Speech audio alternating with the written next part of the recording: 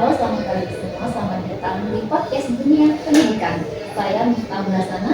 Saya Atika Dindiani. Saya Wiyanti. Saya Mesya Fizolkan. Saya Larasati.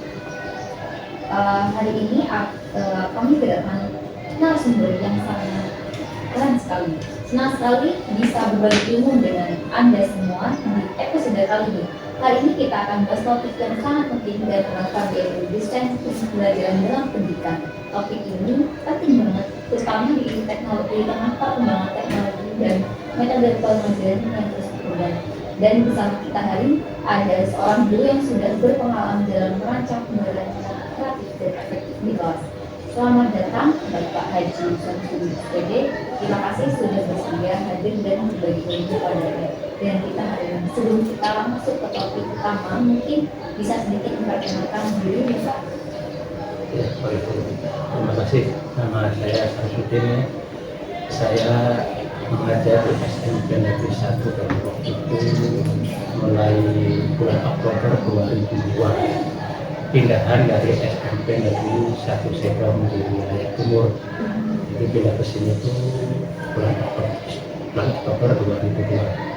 Jadi ya lumayan lama juga sih pindah ke sini. Kebetulan saya juga mengajar IPA dari kelas 1 sampai kelas 3. Kelas 1 pernah, kelas 2 pernah, kelas 3 pernah, dan sekarang dipersiapkan untuk mengajar di kelas 3 kurikulum merdeka.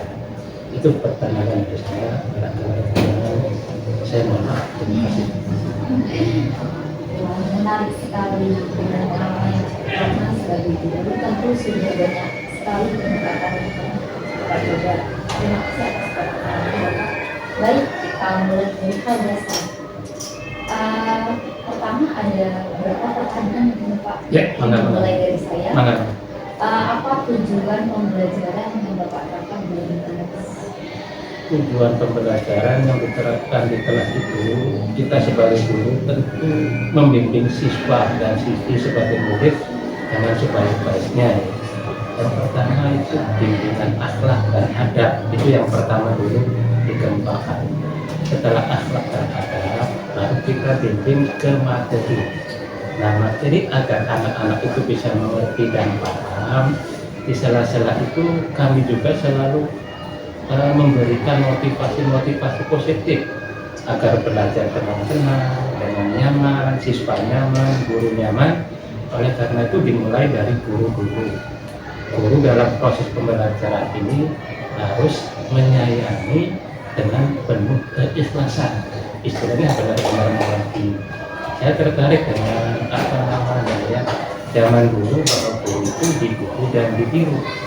Nah, jadi guru itu harus bisa digugu dan ditiru oleh siswanya sehingga dapat melaksanakan pembelajaran dengan sebaik-baiknya, dengan tenang, dengan tentram, dengan damai, dan semuanya nyaman.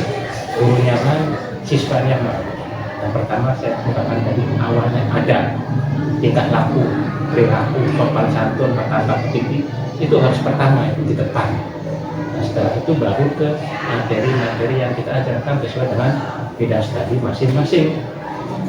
Nah, saya di sini mendidik dengan mengajarkan pelajaran IPA, juga sering sekali menyisipkan nilai-nilai akhlaknya itu, nilai-nilai adabnya itu agar tidak tertinggal dan agar anak-anak itu bisa mengerti bagaimana nantinya bermasyarakat, bagaimana nantinya terjun langsung ke dunia yang nyata. Itu saja, sehingga pembelajaran ini harus didasari dengan adab dan akhlak. Kemudian pembelajarannya lakukan dengan sesuai kurikulum yang berlaku. Terima kasih. Dengan sekali ada suatu utama untuk pembelajaran Pak. Lalu bagaimana posisi kemampuan peserta didik dari tujuan pembelajaran? Kemampuan peserta didik beragam. Beragam. Ada yang memang cerdas, ada yang biasa-biasa aja, ada juga yang perlu dituntun. Dalam artian kalau kita menerapkan jangan sampai memandang global. Tiap anak berbeda kemampuan. Karena kemampuannya berbeda, harus kita dekati mana yang lebih cerdas, mana yang biasa-biasa aja, mana yang kemampuannya kadang-kadang berada di bawah. Oleh karena itu kalau dalam satu kelas ada anak yang cerdas itu 3 sampai 5 itu sudah membantu. Artinya kalau yang cerdas itu kita diberikan pelajaran, kalau misalkan IPA itu banyak menghitung, kira-kira yang 5 itu bisa mengerti. Nah kalau yang 5 itu bisa mengerti, yang biasa dan yang di bawah itu kadang-kadang kan lambat dalam penerimaan. Nah karena lambat, yang 5 itu kita bagi. Tolong kamu kasih penjelasan di sana, kamu kasih penjelasan di sana, kamu penjelasan di sana. Dan biasanya kadang-kadang penjelasan teman-temannya itu lebih dimengerti daripada penjelasan kita, karena mungkin mereka sebaya memahami situasinya, juga mungkin tidak terlalu tegang dengan temannya sendiri, sehingga mudah mengerti. Terutama dalam pengalaman saya mengajar 27 tahun itu ya, dari saya dulu mengajari SMA baik swasta maupun negeri, setiap kali ngajar fisika itu kelemahannya di matematik. Oleh karena itu matematik dasar dari pengetahuan ini. Oleh karena itu nanti saya bagi anak-anak yang cerdas itu, kalau misalkan ada yang beberapa yang tidak bisa, silahkan bimbing di depan saya. Nah biasanya lebih cepat dan lebih memahami. Terima kasih. Ya. Lalu mengapa tujuan kembalinya masih seperti kenapa tujuannya itu tujuan pembelajaran itu kan, kalau kita itu tujuan pembelajaran itu untuk mencerdaskan kehidupan bangsa, agar anak paham, kita paham, semua bisa paham walaupun pahamnya berbeda-beda. Bisa jadi pada saat diterangkan ada yang paham, ada yang paham setengah, ada yang kadang-kadang tidak paham sama sekali. Kemungkinan besar ada yang banyak, ada yang berburuk, atau dari tingkat pemikiran juga berbeda. Saya mengalami apa ya? Kadang-kadang sering sekali saya mengalami maksud saya A, itu A, tapi ada sebagian anak yang diterima beda, bukan A, bisa B, bisa C, bisa D. Nah, bagaimana kita menjembatani mereka agar maksud saya itu bisa diterima dengan baik? Kalau tidak paham sekali, 2 kali, kalau tidak paham 2 kali, 3 kali, kalau tidak paham 3 kali, bagaimana caranya anak itu paham? Yaitu teman sebaya dan yang sebagainya. Apakah dengan literatur buku, atau misalkan sambil bergurau, kemudian kita ngasihkan masukan-masukan sedikit, atau dengan penjelasan-penjelasan yang lainnya sesuai dengan situasi di kelas, berbeda-beda tiap kelas, tidak sama. Sehingga tujuan pembelajaran untuk mencerdaskan kehidupan bangsa ini dapat terwujud dengan baik. Itu saja kira-kira. Apa kriteria yang akan dinilai untuk dipahami peserta? Apa kriteria yang bisa dinilai? Yang untuk apa kriteria yang akan dinilai untuk dipahami peserta? Yang dari saya kan biasanya mengawali pembelajaran itu untuk anak tertib, kemudian berdoa terlebih dahulu, kemudian anak itu difokuskan untuk tertib mendengarkan penjelasan dari saya. Nah, cuma kadang-kadang ada beberapa anak yang berbeda lah, ada yang tidak mau tertib, ada yang menulis, ada yang membaca, ada yang menghafal. Oleh karena itu sebelum semuanya tenang, sebelum semuanya tertib, saya keliling dulu. Nah setelah keliling, kemudian sudah dipahami, mereka tertib, baru saya menerangkan. Nah setelah saya menerangkan, kemudian saya kasih umpan balik kepada mereka. Saya kasih beberapa soal yang sederhana dulu. Kalau mereka mengerti, ditanyakan ke yang lainnya, mengerti juga tanyakan ke yang lainnya. Kalau mereka belum mengerti, ada apa kesalahannya? Di mana? Apakah saya sebagai guru kurang jelas? Apakah misalkan saya sebagai guru juga mungkin terlalu cepat? Atau mungkin pengertiannya berbeda? Misalkan karena saya sudah mengerti, saya kadang-kadang terlalu cepat menerangkan itu. Kadang-kadang ada anak yang tidak mengerti, sehingga nilainya berbeda-beda. Karena dari situ juga anak berbeda-beda. Ada yang cepat, ada yang lambat, ada yang sangat lambat. Oleh karena itu, agar anak bisa tercapai bahwa mereka sudah paham, saya kasih soal-soal sesuai dengan kemampuan mereka, baik tulisan maupun tertulis, baik tanya jawab maupun soal di papan tulis atau dari buku. Itu aja. Terima kasih. Terima kasih untuk sesi dan diskusi bersama. Mangga. Pendapat saya. Pak, ini juga ada pertanyaan dari Mas. Mungkin saya akan beri pertanyaan. Iya. Ini ada pertanyaan pertama. Kita tahu ya Pak, dalam proses pembelajaran itu setiap peserta beda-beda cara penangkapan materi. Ada nggak tips atau trik dari Bapak bagaimana cara dari Bapak agar peserta didik itu dia bisa mengangkat ide-ide besar dalam pembelajaran? Cara itu cara sih banyak. Cara di kelas A, di kelas B, di kelas C, D dan E itu kadang-kadang berbeda.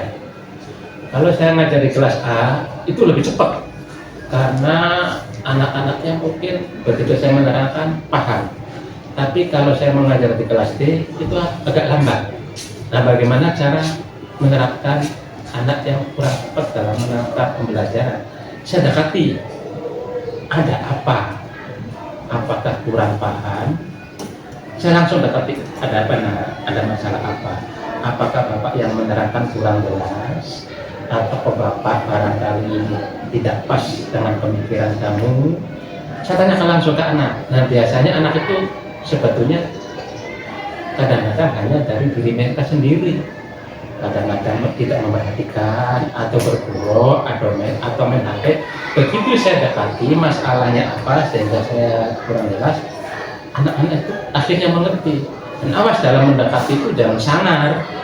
Kita harus baik-baik dengan mereka, kita harus sayang dengan mereka, kita harus menjadi contoh dengan mereka, dengan pelayanan mereka. Jadi kira-kira mereka senang kita dekati itu. Ada masalah apa, bagaimana, gimana yang tidak mengerti. Kalau misalkan ada rumus-rumusnya, misalkan gimana yang kira-kira mereka mengerti. Kalau sudah mengerti, kasih rumus yang mudah lagi, kasih penjelasan yang mudah lagi. Bagaimana kalau caranya begini? Boleh Pak, mengerti Pak. Nah seperti itu kata saya. Jadi saya dekati langsung ke anak-anak itu. Dan kadang-kadang juga anak itu ada permasalahan di rumah. Biasanya masalah-masalah yang di rumah. Karena di sini kadang-kadang banyak orang tua yang bisa antara ibu dan bapak. Jadi kadang-kadang mereka tidak fokus memikirkan di rumah, kadang-kadang tidak nyaman di rumah, akhirnya ke bawah. Nah kita sebagai guru harus pandai-pandai memilih. Jangan sampai mengucilkan mereka. Kita dekati dalam kasih sayang itu aja. Bapak pakai pendekatan secara langsung. Iya, secara langsung. Halus gitu Iya. ya, enggak tidak kaku. Tidak kaku, menimbulkan. Yang penting bagaimana anak itu senang dulu. Anak itu senang dulu, terima dulu, mau dulu. Jangan sampai belum apa-apa, anak sudah wah nggak mau, wah nggak nyaman, wah nggak enak. Jangan seperti itu. Kita dekati. Ada anak yang cerewet sekali, saya dekati terus. Saya dekati. Emang kondisinya macam-macam. Ada yang cerewet, ada suka jahil, ada yang cerdas, ada yang diem, macam-macam. Jadi harus dekati dengan penuh kasih sayang. Itu aja. Jika secara keluarga. Ini ada pertanyaan selanjutnya Pak. Itu ada nggak pada saat pembelajaran ada situasi di mana peserta didik sangat tertarik serta bisa membuat ide-ide besar yang sangat penting. Misalnya dalam proses apa, misalnya dalam situasi bagaimana bisa Bapak gambarkan? Ada. Misalnya kemarin itu dalam waktu menjelaskan tentang kemarin itu kan ada sistem reproduksi, sebagian kecil pada reproduksi manusia itu. Anak-anak tertarik, loh Pak, ini kenapa bisa keluar darah air? Ini kenapa bisa namanya keluar air mani? Dari mana asalnya?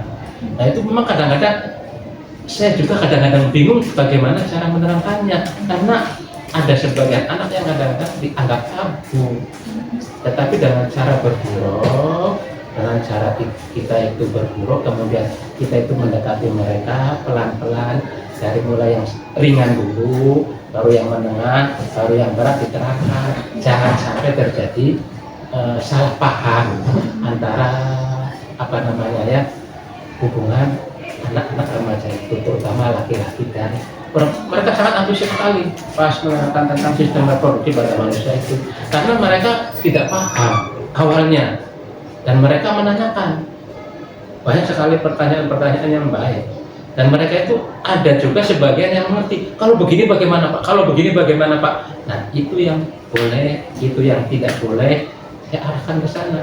Kan kadang-kadang anak, Pak bagaimana kalau kita pegang-pegangan, kan anak pada ngomong itu nggak boleh, jangan dulu, nanti kalau sudah akad nikah baru boleh. Baru mereka itu paham. Sebagian besar itu mereka paham, tapi sebagian besar mereka tidak mengerti. Karena tidak mengerti, khawatir salah jalan. Itu bagus sekali tuh sistem reproduksi pada manusia, anak-anak antusias, sehingga mereka itu kadang-kadang saya sudah keluar dari kelas masih diikutin, Pak, satu lagi, dua lagi, ya ini tanya, ini nanya. Nah seperti itu. Jadi kita deketi masalahnya yang sebenarnya bagaimana dengan pelan-pelan. Jangan sampai nanti disalahkan. Jangan pernah menyalahkan. Jangan pernah menyalahkan. Kalau misalkan ada kesalahan dikit, diluruskan saja. Diluruskan saja. Nanti kita pancing saja. Anak itu akan berjalan dengan sendirinya. Kalau dia penasaran, akan terus menanyakan. Terima kasih. Ada pertanyaan selanjutnya juga Pak, yang ketiga, bagaimana cara Bapak berkomunikasi dengan peserta didik sehingga peserta didik itu terpancing dalam pembelajaran, misalnya memancing minat belajar mereka agar lebih lagi, lebih mendalam. Anak-anak itu sebetulnya bahan potensi yang bagus. Oleh karena itu tiap kali di kelas saya akan mengidentifikasi anak-anak dulu. Ini tipenya begini, ini tipenya begini, sehingga tiap kali ke kelas saya berbeda. Kadang-kadang saya berbeda. Kelas yang sangat baik sekali, kadang-kadang saya langsung mengerti. Kelas yang biasa-biasa aja juga berbiasa-biasa aja. Nah, bagaimana memancing? Tadi pertanyaan apa? Bagaimana cara Bapak berkomunikasi dengan Berkomunikasi, biasanya saya sering bergurau agar anak ini mau untuk belajar, kemudian mau untuk memahami, dan mau untuk menerapkannya. Saya bergurau pelan-pelan ya. Kemudian dari anak itu ada masukan, Pak, ada yang salah sedikit, dari mana? Kadang-kadang saya ikut juga kan, saya nggak ada salah. Misalkan 5 tambah 5, itu hasilnya kadang-kadang saya juga 25 dan seterusnya. Kadang-kadang anak itu mengetahui, Pak itu yang salah. Nah berarti anak itu memperhatikan. Nah, saya sikap dengan anak itu sering berguru, kemudian sering menanyakan ke anak. Yang kadang-kadang anak yang tertentu, anak yang diam saja. Itu saya tanya, sudah mengerti belum? Belum Pak, masih kurang paham. Akhirnya saya ulangi lagi. Saya ulangi laginya kadang-kadang langsung di depan atau langsung dengan dia sendiri. Tidak mengertinya di mana, tidak pahamnya di mana. Nah, kalau misalkan ini Pak belum mengerti, saya terangkan pelan-pelan. Tapi saya selalu dengan bergurau, jangan sampai anak menjadi tegang. Itu aja. Terima kasih. Bapak bikin suasana biar tetap nyaman. Nyaman dulu. Ini pertanyaan selanjutnya, apa saja yang Bapak lakukan dalam hal untuk menopang minat belajar siswa, terutama ketika dalam situasi sulit, misalnya dalam kelas itu lagi gaduh atau bagaimana, lagi tegang atau gimana? Pernah ada kejadian di kelas 9C itu, entah apa yang terjadi, anak di depan itu pipis, mungkin punya kekurangan atau punya apa, pipis. Akhirnya dengan pipis di kelas, mungkin dia malu, dia menundukkan kepala dan dia pura-pura tidur. Pas pelajaran apa, teman-temannya kan bersorak-sorai itu, mengajar semua, karena dia pipis di kelas. Nah, bagaimana saya menenangkan agar anak suasana yang seperti itu tidak terjadi menghebohkan? Saya dekati anak yang pipis, pas di depan itu. Begitu didekati, tidak ada reaksi. Dia hanya menunduk, malu dan tiduran. Oleh karena dalam kondisi seperti itu, saya tidak suruh dia keluar. Saya tidak marahin, tidak apa. Pokoknya saya bilang ke temannya, biarkan saja anak ini nyaman dulu. Karena kalau disuruh keluar tidak mau, disuruh apa tidak mau, dan disuruh apa tidak mau, dia maunya tiduran saja. Saya bilang ke teman-teman, kamu jangan mencemooh, itu beda orang, beda fisikis dan beda psikologis dan berbeda-beda. Ini mungkin punya kekurangan sehingga sampai pipis di kelas. Oleh karena itu diamkan saja. Yang penting kamu jangan menertawakan, jangan mengejek, jangan menunjukkan. Biasa saja sebagai teman. Setiap orang punya kekurangan-kekurangan tersendiri. Biarkan dia tidur pelan, kita tetap pelan-pelan. Akhirnya terjadi dengan sendirinya kondusif lagi. Yang tadinya heboh banget karena pipis, yang pipis itu tetap di situ, tetap di kelas, tidur, dan yang lainnya tetap belajar dengan nyaman. Walaupun sebagian bilang mau, akhirnya rada minggir sedikit, nah, tapi tetap berjalan dengan baik. Nah, begitu pelajaran itu selesai, tetap itu anak tidak mau pulang sampai selesai, sampai jam pelajaran terakhir. Walaupun pelajaran orang guru yang lain juga seperti itu. Akhirnya apa? Inisiatif wali kelas dipanggil ibunya untuk membangunkan anaknya ya. Hanya dia untuk tiduran di kelas karena pipis di kelas. Baru setelah dipanggil ibunya, dibawa pulang sama ibunya, selesailah masalah. Ya karena tenang dulu, jangan sampai terkejut yang lain. Itu aja. Jadi Bapak berusaha sekuat mungkin biar tetap kondusif. Kondusif karena beda-beda. Ini ada pertanyaan terakhir dari saya. Ada tidak risiko yang Bapak ambil dalam proses pembelajaran? Misalnya dalam pengambilan keputusan atau kurangnya keberanian dalam mengambil. Saya dalam situasi tertentu itu Bapak nggak mau membuat Bapak itu kayak ragu dalam mengambil keputusan atau Dalam artian keputusannya bagaimana? dalam proses pembelajaran. Dalam proses pembelajaran ada sebagian. Sekarang itu menggunakan kurikulum merdeka. Dalam kurikulum merdeka ada dua pegangan, guru siswa dan buku siswa dan buku guru. Pada buku siswa itu sering terjadi salah cetak, kemudian salah pengertian, salah rumus. Kalau misalkan tidak pandai-pandai membaca buku dengan literasi yang sedikit, itu kadang-kadang kita terkejut, rumusnya salah, penjelasannya salah. Nah, saya nggak ngerti kenapa buku yang dicetak oleh Mendikbudristek itu sampai seperti itu. Contoh itu kemarin tentang apa ya, daya itu kok rumusnya E per T di kelas 3.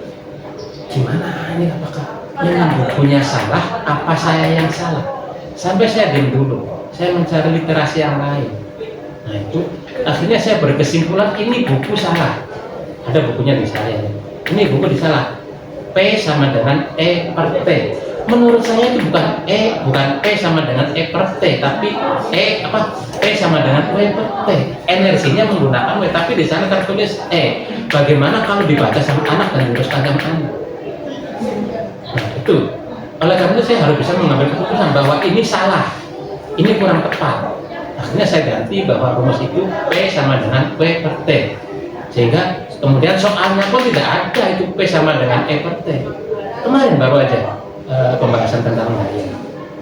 Nah itu makanya kadang-kadang ini kebijakan dari pemerintah itu saya tidak paham. Kalau ada kesalahan saya harus kemana? Terus misalkan kalau ada sesuatu itu saya harus ngomong dengan siapa? Itu nggak paham. Karena banyak sekali anak itu diberi pembelajaran, anak itu merdeka semaunya sendiri, kadang-kadang nggak belajar. Dan akhirnya bukunya sendiri kadang-kadang tidak tepat, itu banyak. Karena banyak yang tidak tepat, saya harus berani mengambil kesimpulan, harus diluruskan dari buku itu, baik pengertiannya, baik rumusnya, baik soalnya. Coba lihat, tidak ada soal dalam buku IPA kelas 9, buku siswa kelas 9 kurikulum merdeka, tidak ada soal jarang sekali. Oleh karena itu kita harus pandai-pandai mencari soal. Dan alhamdulillah karena pengalaman saya di SMA, di SMK, di SMP, dan juga saya pernah ngajar matematik juga, ya semampu saya. Soalnya kira-kira anak mengerti. Kalau tanpa buku, tanpa kita pengalaman, kadang-kadang bingung. Ini anak sudah dikasih materi ini, tapi contoh-contoh soal sendiri tidak ada. Oleh karena itu kita mengambil soal sendiri. Biasanya saya langsung gitu karena saya pengalaman pada banyak. Jadi sesoal sederhana mungkin dari mulai yang paling mudah, sedang, kemudian sulit. Itu harus pandai-pandai mencari contoh-contoh soal yang baik untuk anak. Itu perusahaan berat. Karena apa? Kadang-kadang fatal ini. Satu buku dipegang oleh seluruh Indonesia, banyak kejanggalan, banyak kesalahan. Apakah itu proyek atau apa, saya nggak paham. Itu aja masalahnya. Jadi kita harus bisa pandai-pandai mengambil kesimpulan dan menjelaskan ke anak kalau buku itu tidak sesuai. Itu aja. Terima kasih. Oke, berarti Bapak menunjukkan bahwa harus berani meluruskan. Iya. Karena tidak semua buku itu sesuai dan tidak semua buku itu betul. Ya. Ya. Oke, terima kasih sebelumnya ya Bapak. Begitu luar biasa ya berarti membaca dari teknik yang sudah dilakukan terkait menjadi cerita kita buat kita yang jadi calon guru pada saat ini gitu ya. Nah, seperti kita tahu ini Pak, bahwasanya guru ini kan benar-benar dimaknai sebagai fasilitator dalam pembelajaran. Jadi kita bisa mendidik mereka untuk bisa menunjukkan bagaimana kemampuan terbaik mereka gitu. Nah, pertanyaannya itu kegiatan belajar apa sih Pak yang dapat membantu siswa untuk menunjukkan kemampuan terbaik mereka? Kegiatan belajar untuk siswa agar mereka bisa kreatif, senangkan dulu mereka, nyamankan dulu mereka, terutama senang, suka terhadap kita. Pada saat kita masuk itu mereka senang dulu. Jangan sampai kita masuk mereka sudah ogah-ogahan. Kita masuk bagaimana mereka senang, mereka nyaman, mereka tenang. Ya kira-kira kan ada bahasa-bahasa yang kadang-kadang kita tidak mengerti. Mereka berburu. Kita tanggapi saja, kita ikuti kemana arahnya, pemikirannya kemana. Bukan pemikiran kita, pemikiran mereka. Maunya apa, keinginannya bagaimana. Terus nanti kita pelan-pelan itu memasukkan nilai-nilai dan pembelajaran yang kita ajarkan pelan-pelan. Kalau sudah senang, anak itu akan cepat menangkap. Kemudian setelah cepat menangkap, mau belajar. Setelah mau belajar, mau menghitung, dan insya Allah bisa mengaplikasikannya dalam kehidupan sehari-hari. Sehingga mereka belajar dengan baik. Itu aja. Berarti ibaratnya memancing mereka. Ya.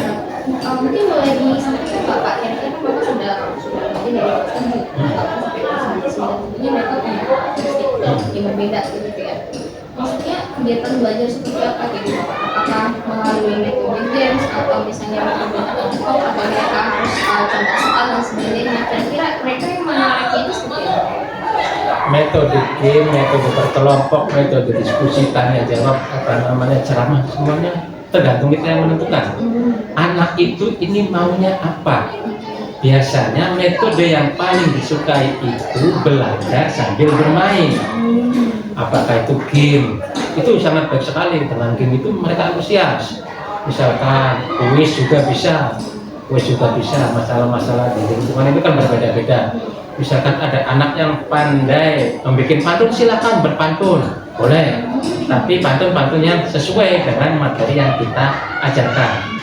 Yang pernah saya alami kemarin itu metode apa ya yang mereka antusias sekali itu sampai Pak Nanis,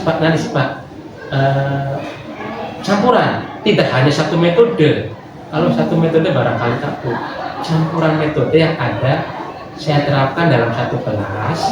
Ini anak suka metode misalkan kuis, saya kasih kuis.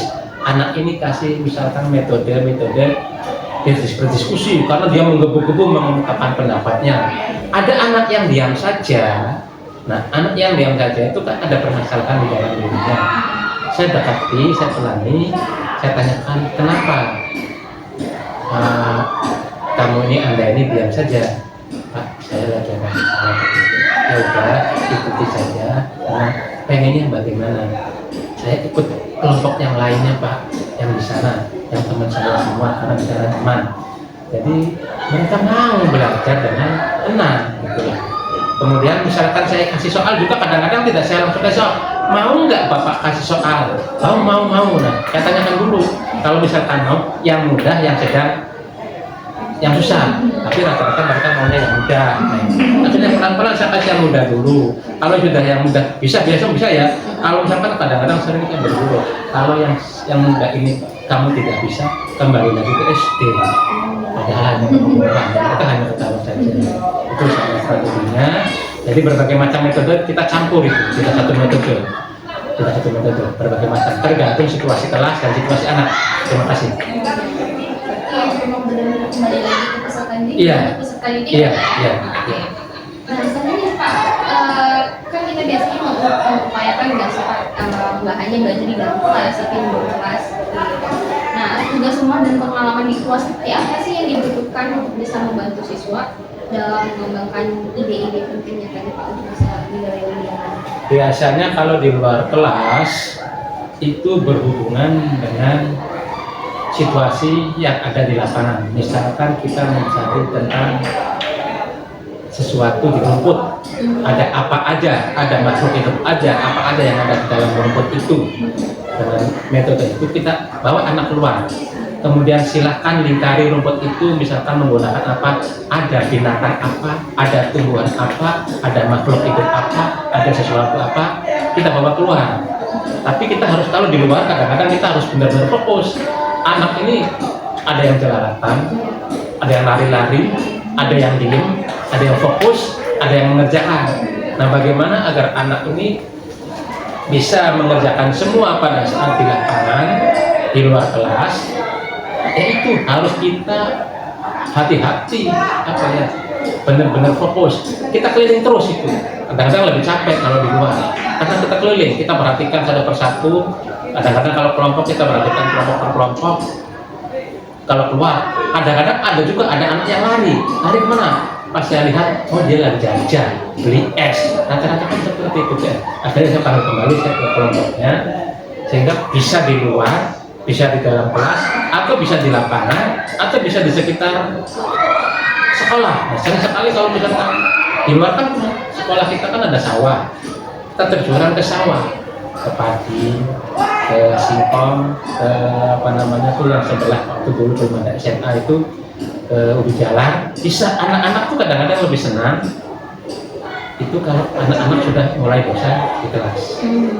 Nah, kalau di kelas saya bawa keluar meneliti sesuatu yang mengajak anak-anak. Awasi saja, jangan sampai terjadi tidak. Kadang-kadang ada yang jatuh, ada. Sehingga kita perhatikan satu-satu. Kalau kita semuanya perhatikan, anak-anak akan tertib dan nyaman. Itu aja. Terima kasih. Oke, berarti benar-benar apa ya? Apa sih yang diingini sama peserta didik gitu ya? Selanjutnya nih Pak, bagaimana siswa itu bisa dibantu untuk memikirkan kembali pemahaman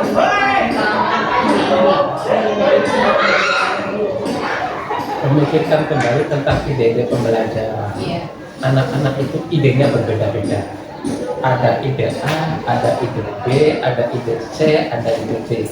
Bagaimana kita merangkum ide pada anak itu?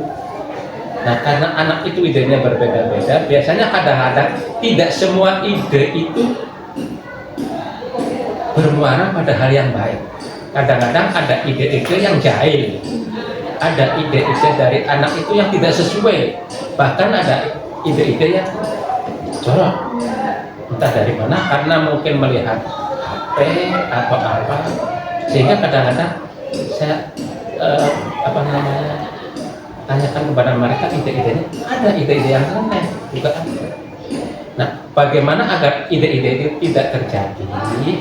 Saya kumpulkan ide yang begini yang boleh, ide yang begini yang baik, ide yang begini yang nyaman.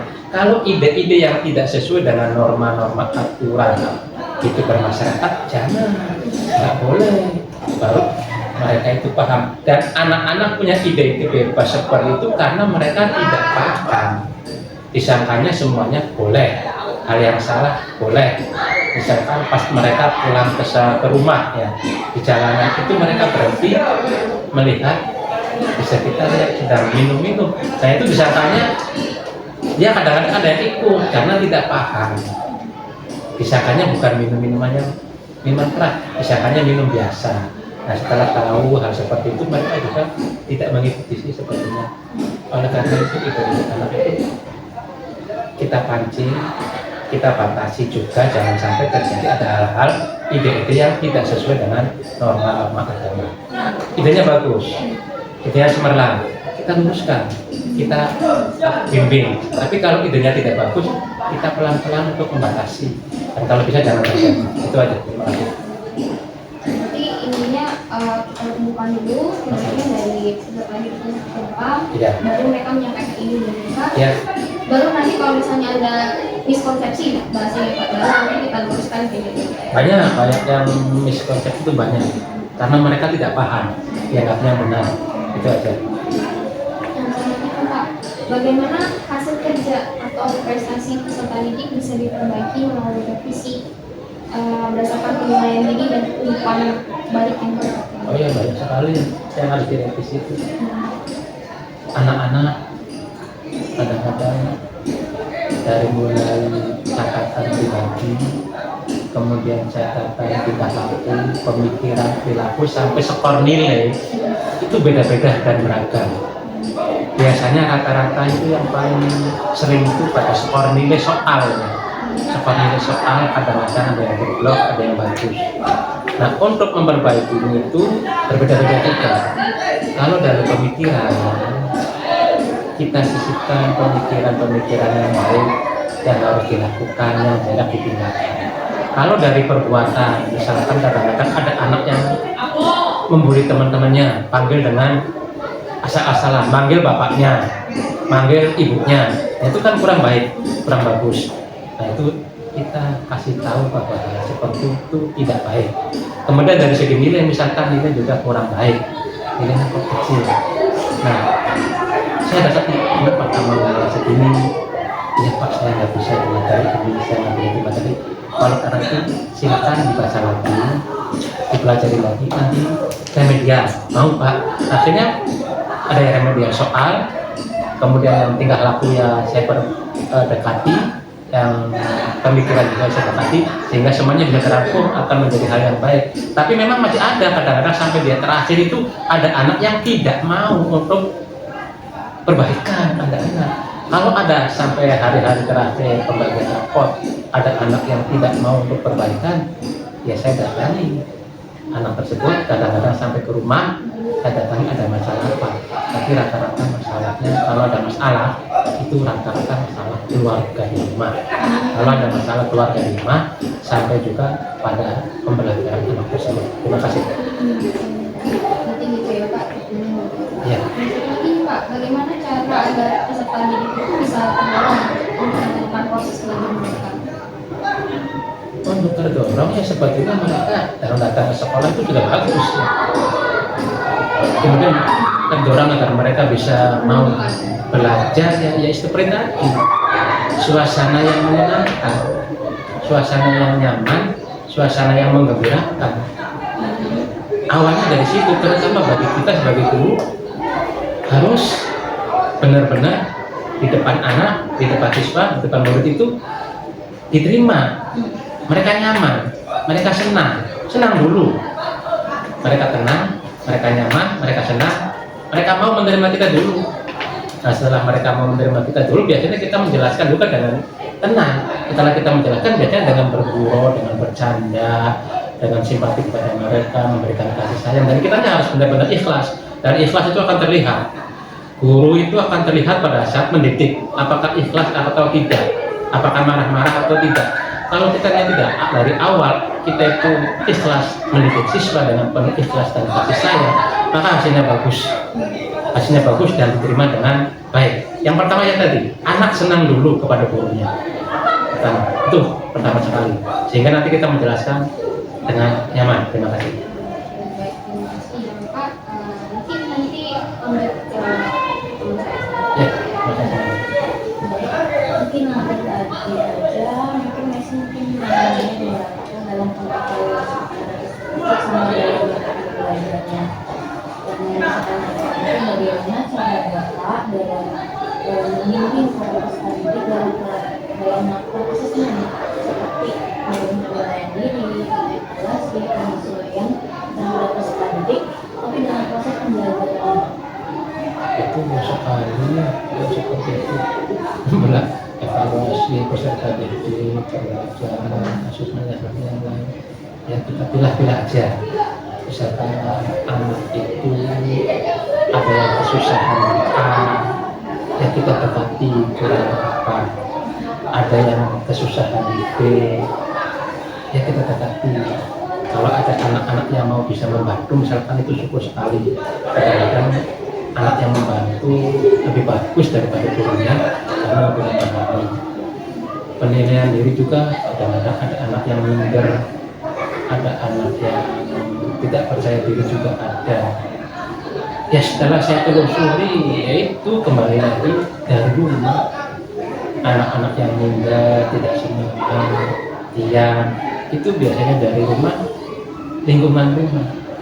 Saya pernah datang ke rumahnya itu, orang tuanya kelahi terus, akhirnya anak kan jadi tidak nyaman. Ya kadang-kadang orang tuanya memarahi terus, anak-anak itu tidak nyaman. Ya akhirnya ya saya satu persatu datangi. Kadang-kadang kesulitannya orang tuanya kan tidak mau mengerti anaknya terjadi seperti itu karena dari keluarga. Orang tua menang sendiri saja, menyalahkan anaknya. Bahkan guru ini kadang-kadang sering sekali disalahkan. Ya karena kenapa sering sekali disalahkan? Pemikirannya berbeda, pendekatannya berbeda, pengetahuannya berbeda, sehingga kesimpulannya pun berbeda. Kenapa? Hati-hati. Setiap orang itu mempunyai pendapat berbeda dan pendapat diri sendiri itu paling benar dan menyalahkan pendapat orang lain. Nah kita bagaimana menanggapi seperti ini? Di kelas juga sama berbeda-beda. Nah karena berbeda-beda ya tadi pertanyaan yang sangat luas ya tidak mungkin selalu jadi satu. Ya pelan-pelan satu persatu diurai pelan-pelan diurai. Datangi, tetapi kira-kira mereka mau. Kemudian kalau bisa cari solusi, kadang-kadang ada juga yang tidak mau cari solusi, maunya menang sendiri. Kita biarkan saja dulu, nanti lama-lama kalau mereka perlu juga menemui kita, baik anaknya maupun orang tuanya. Kalau misalkan kadang-kadang pernah menghadapi anak, ini tidak bisa diatasi.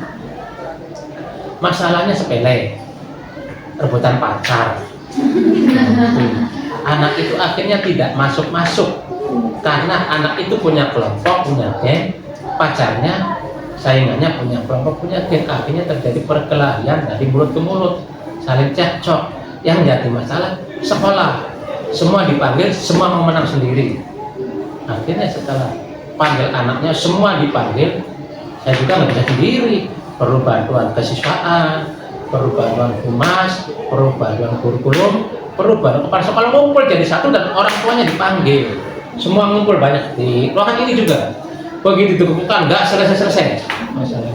Karena nggak selesai saya pikir ini gimana penyelesaiannya? Nggak selesai. Saya pikir orang tuanya yang terlalu bercampur. Saya tarik itu orang tua suruh keluar. Begitu orang tua keluar, selesaikan anak dengan anak, selesai. Setelah selesai orang tua suruh masuk, tetap orang tua itu menyalahkan yang lain. Setelah itu biasa keras ke orang tuanya, ibu jangan ikut campur urusan anak. Ini masalah anak sudah selesai. Kalau sekarang terjadi lagi berarti ibu yang mengompori, kata saya itu seperti itu. Akhirnya sampai sekarang di sebelah itu nggak ada masalah itu. Yaudah itu nggak ada masalah. Nah, itu orang tuanya ini yang ikut campur ngompor-ngompori yang beda pemikiran. Itu kadang-kadang bingung. Itu aja. Barangkali ya kalau masalah sangat banyak sekali. Terima kasih. Iya.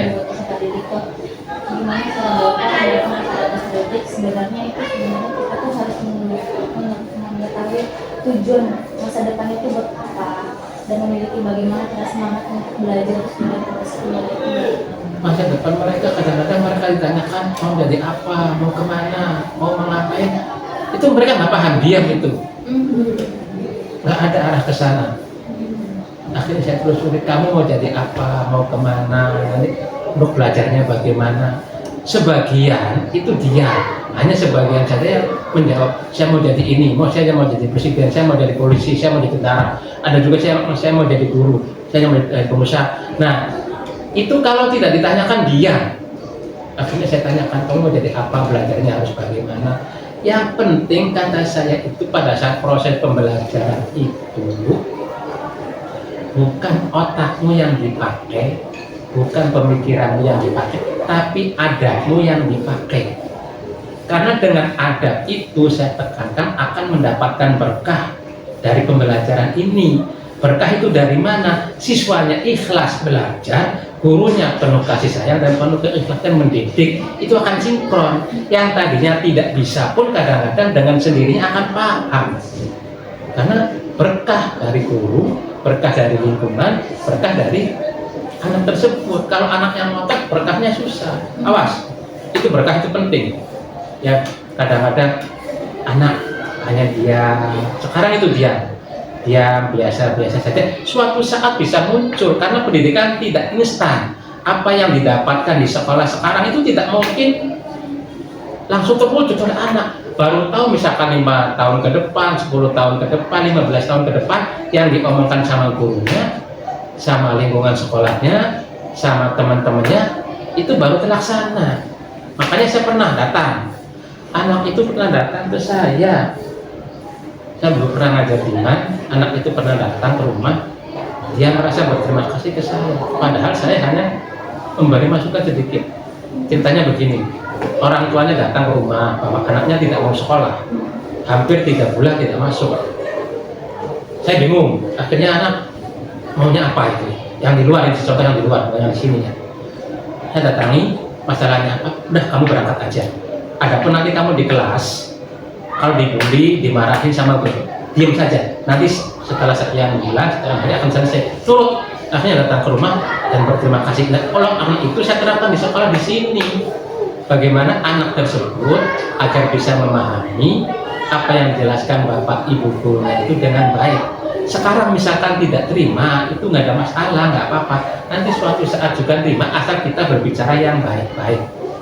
Misalkan kemarin saya bilang ke anak, nak, kamu jadi orang sukses nanti. Oh iya Pak, iya. Caranya bagaimana? Kamu harus rajin belajar, pelan-pelan. Jangan sampai terasa kusut, pelan-pelan pelajari sedikit demi sedikit. Kalau sedikit demi sedikit, lama-lama bisa, pelan-pelan bisa. Sebetulnya kamu bisa semua. Oh iya Pak, iya. Akhirnya dia juga senang. Dia mau belajar. Kemudian, oh iya Pak, begini.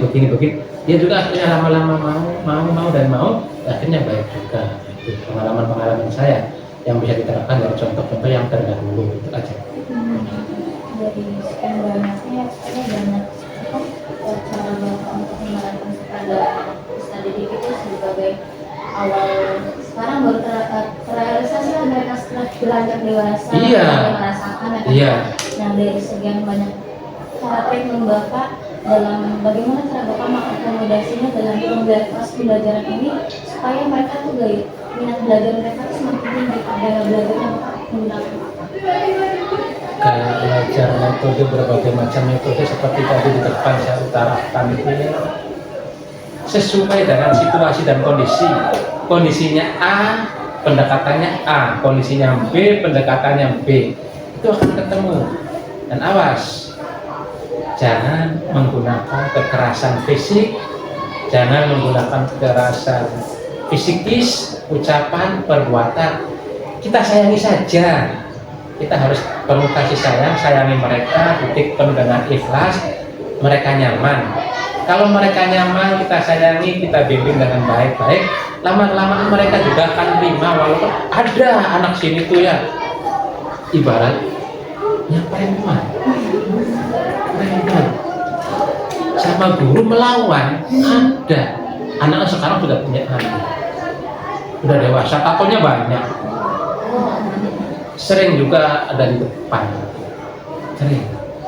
Tapi begitu saya keluar dari sekolah, misalkan pas ada di depan, dia langsung bilang, langsung nyapa, langsung ngomong, langsung dan sebagainya. Kenapa bisa terjadi seperti itu? Itu masalahnya begitu dia punya masalah, saya elus-elus, saya dekati, saya kasih kasih makan. Sedikit sekali. Semua guru pada waktu itu mencemooh dia semua karena susah diarahkan, susah diatur. Mungkin salah satu saya dekati, dia lagi merenung. Cum, kamu kenapa? Minta apa? Saya lapor Pak. Saya bilang, ayo saya ajak makan di warung belakang, saya makan. Kemudian saya bayari, sampai sekarang dia ingat. Nah, itu. Makanya kalau ketemu saya di mana dia mau membayari terus. Kalau saya, Pak udah beli itu saya bayar. Jangan. Nah, akhirnya apa? Kalau di luar juga ya kadang-kadang kalau misalkan dia sebetulnya nggak punya uang tapi mau bayari saya, ya akhirnya saya bayari juga dengan dia juga senang. Nah, seperti itu. Kalau penuh kasih sayang tuh nggak ada masalah. Coba dilihat ada tuh, atau semua punya anak juga. Ya bisa dibilang ada preman. Tapi kalau ke saya enggak. Nggak tahu, saya juga nggak mau. Padahal saya juga takut sama dia tuh. Ya, takutnya kenapa? Barangkali dia lagi berpikir yang tidak baik. Nah itu. Akhirnya saya batasi juga, walaupun dia senang sekali ke saya. Itu aja. Terima kasih. Ya. Dari sekian banyak nih penerbangan Bapak nih dalam mengajar, kira-kira dalam rencana pembelajaran yang Bapak alami ini apakah terliterapkan kepada disability efektif dalam pembelajaran? Tidak semuanya efektif, ada kekurangannya, ada kelebihannya. Kita ambil kelebihan-kelebihan itu untuk diterapkan dengan metode-metode tertentu. Kekurangan-kekurangan itu kita evaluasi. Oh, kurangnya di sini, kelemahannya di sini. Kita evaluasi lagi sehingga nanti bisa diperbaiki. Dalam pembelajaran tidak semuanya bagus. Pasti ada kekurangan, ada kelebihan. Kelebihan itu kita teruskan, kalau bisa kita tingkatkan. Kekurangan yang tidak baik kita perbaiki saja. Justru dari kekurangan-kekurangan itu sebetulnya timbul apa ya? Suatu contoh untuk memperbaiki. Kadang-kadang saya juga berpikir ini sebetulnya kekurangan yang saya alami bukan kekurangan. Dari kekurangan itu akan menimbulkan kebaikan di masa depan juga ada. Misalkan kemarin dulu pernah ya, saya itu pernah apa?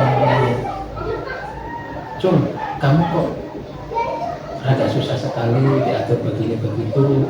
Kenapa sih Cum? Rada keras.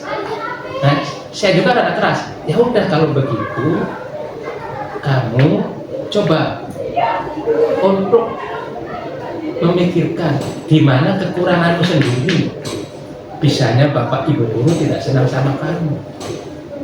Setelah itu, anak itu datang, oh ya Pak, berarti saya kurang. Ada bagusnya juga kalau saya keras tuh. Coba kamu teliti kekuranganmu di mana. Anak begitu datang, dia tahu kekurangannya saya ini, sehingga guru pada tidak suka sama saya. Nah, saya menemukan itu, kekurangan itu akan menjadi baik kalau bisa ditemukan. Dan kekurangan itu sebetulnya kadang-kadang saya juga tidak tidak menilai itu kekurangan yang buktinya menimbulkan suatu hal yang baik apabila di manage dan dibagi dan dicegah baiknya. Misalkan gini, kadang-kadang dalam kehidupan ada salah, ada benar. Otomatis semua orang cenderung kepada hal yang benar kan. Sebetulnya yang salah itu bukan suatu yang salah. Malah saya tidak setuju dengan ada yang salah. Itu nggak salah. Cuma caranya kurang tepat. Yang kesalahan-kesalahan itu akan menjadi perbaikan di kemudian hari. Itu akan menjadi perbaikan di kemudian hari. Dan bisa jadi itu akan memberikan manfaat pengalaman bagi mereka. Jangan sampai terjadi lagi seperti itu. Itu makanya kadang-kadang saya tidak setuju menyalahkan ada yang salah. Saya nggak setuju. Semua di dunia ini terjadi semuanya baik-baik saja kalau kita bersikap kemudian apa ya namanya itu bersikap dengan baik, kemudian kita mengantisipasi menelaahnya dengan baik akan terjadi baik. Jangan sampai melihat kesalahan orang, jangan sampai melihat hal-hal yang salah. Biarkan saja dulu. Nanti suatu saat itu ada baiknya dari kesalahan-kesalahan itu. Itu aja. Terima kasih. Terima kasih jawabannya. Ya. Berarti walaupun bagaimana kita menyusun rencana pembelajaran, kita harus ada evaluasi dulu. Iya. Iya. Dari saya sekarang. Mana? Yang baik. sudah beberapa yang Bapak sampaikan dari pengalaman-pengalaman yang sangat biasa Bapak belajar di SMA, terus juga Di Alia, di SMP, di SMA. ya, itu sudah sampai di SMA pengalaman Bapak. Dan di sini saya mau bertanya, dari beberapa pengalaman belajar yang telah Bapak lakukan, ada nggak pengalaman yang paling baik atau paling bermakna sehingga dapat mengembangkan dan memperdalam pemahaman dari peserta didik? Ada banyak tuh pengalaman yang paling bermakna itu. Saya pada waktu itu tahun berapa ya, belum jadi pegawai belum, kalau nggak salah masih jadi tahun 96. Saya masih honor di dua SMA dan satu di Alia. Satu di Alia negeri, satu di SMA negeri, satu di SMP swasta.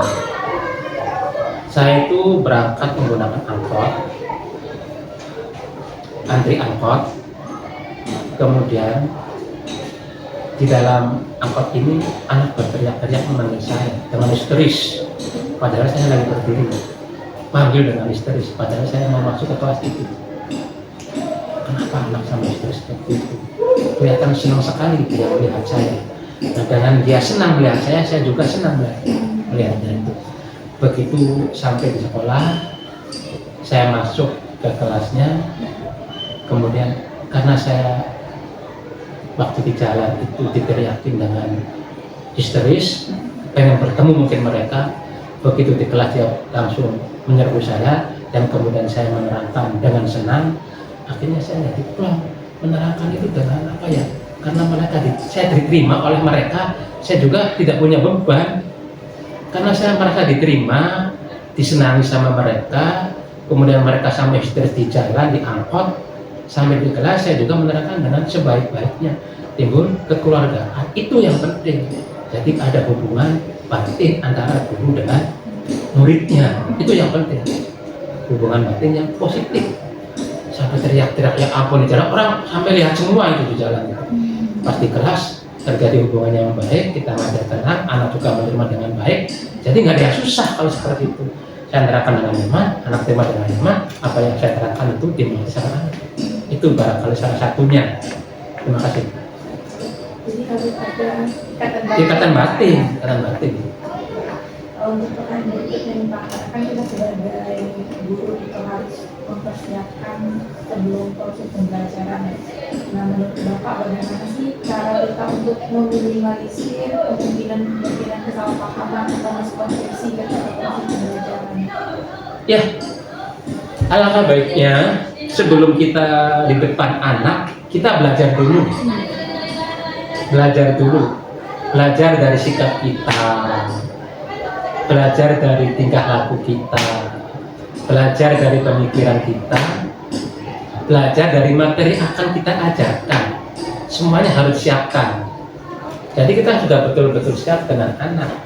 Dengan semakin banyaknya pengalaman, semakin memahami apa yang diperlukan anak.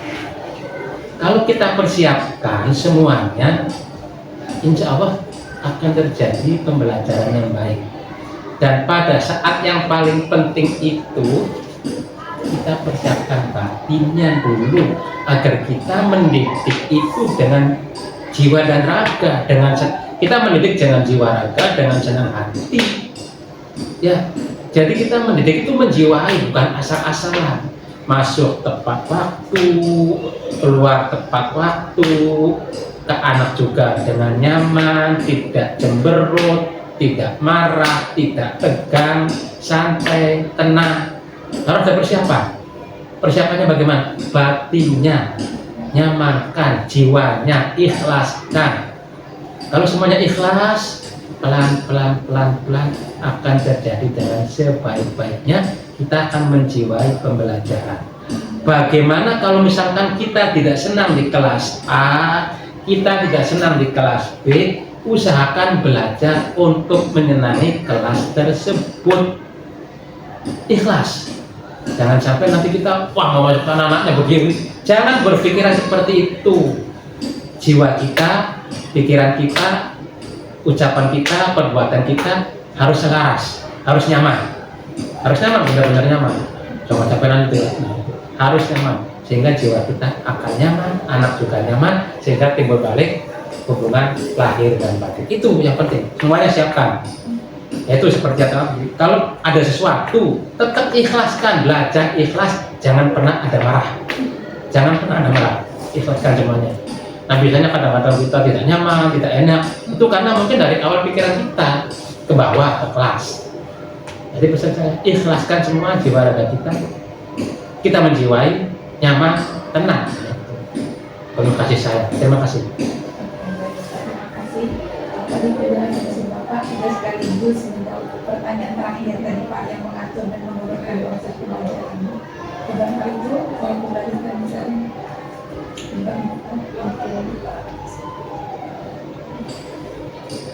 Menarik sekali dari podcast kita beberapa waktu yang lalu, akan ada beberapa kesimpulan disampaikan oleh Iva kembali, silahkan. Terima kasih sebelumnya kepada Bapak dan teman-teman. Jadi dari podcast yang telah kita lakukan dari tadi, bahwasanya ada beberapa kesimpulan dari pertanyaan-pertanyaan yang telah kita sampaikan ke Bapak juga, dan Bapak sudah menjawabnya. Dan untuk kesimpulan yang pertama itu pentingnya tujuan dasar ya Pak ya. Kita sebagai guru pentingnya untuk membimbing akhlak dan adab terlebih dahulu Yang penting. peserta didik sebelum masuk ke dalam proses pembelajaran. Ya, itu yang penting. Dan juga kita sebagai guru juga harus ikhlas ya Pak dalam belajar, Penuh kasih agar sayang. ya ikhlas dan penuh kasih sayang agar peserta didik itu bisa menyukai proses pembelajaran kita di dalam kelas. Dan juga ada penjelasan yang menarik tadi ya Pak ya, bahwa kita sebagai guru itu harus menjadi contoh yang baik kepada peserta didik, dan kita harus bisa memberikan pemahaman-pemahaman yang menarik, dan juga penting juga untuk kita lebih memahami karakteristik peserta didik tadi Pak. Ada yang Bapak ada yang suka belajar, ada yang mendapat lama dan lain-lain. Dan juga kita sebagai guru harus bisa mengambil keputusan ketika dihadapkan dengan beberapa situasi seperti yang Bapak sampaikan tadi, kan ada beberapa situasi yang menurut Bapak harus kita selesaikan gitu. Dan juga untuk beberapa metode yang bisa kita lakukan dalam proses pembelajaran itu juga kita harus menyesuaikan dengan situasi di kelas. Itu barangkali dari kesimpulannya. Terima kasih Bapak.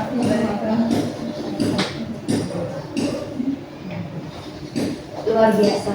Kita sudah belajar banyak sekali hari ini, terutama tentang bagaimana seorang guru bisa membuat pembelajaran lebih efektif dan menyenangkan. Sebelum kita tutup, mungkin Bapak ada pesan untuk para pendengar, terutama guru-guru yang sedang berusaha menetapkan desain pembelajaran mereka ke Ada banyak. Jadi guru itu saya inginkan filosofi zaman dulu digugu dan ditiru. Jangan anggap yang lainnya. Bagaimana agar kita bisa digugu dan ditiru? Terutama pemikiran kita, jangan sampai pemikiran negatif, harus positif.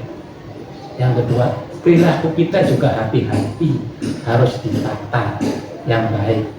Berjalannya bagaimana, berpakaiannya bagaimana, berbicaranya bagaimana, sikap bagaimana, harus yang baik.